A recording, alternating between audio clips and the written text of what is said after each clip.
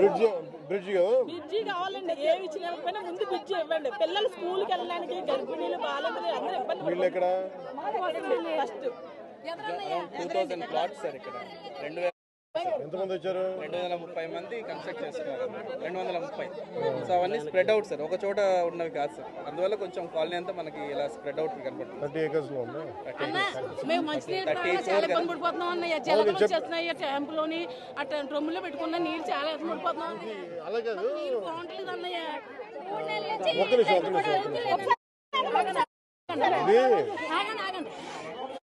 ముందు ఇల్లు కట్టేటప్పుడు ఏం చేయాలంటే ముందు శానిటేషన్ వేయాలి, ముందు పైపులు, డ్రైనేజ్ పైపులు కావాలి, నీళ్ళ ఫెసిలిటీస్ ఇవ్వాలి. ఇవన్నీ ఏంటంటే అరాకొరగా చేస్తారు, అందువల్ల వచ్చే సమస్య రోజు కరెక్ట్ చేస్తాం దీన్ని.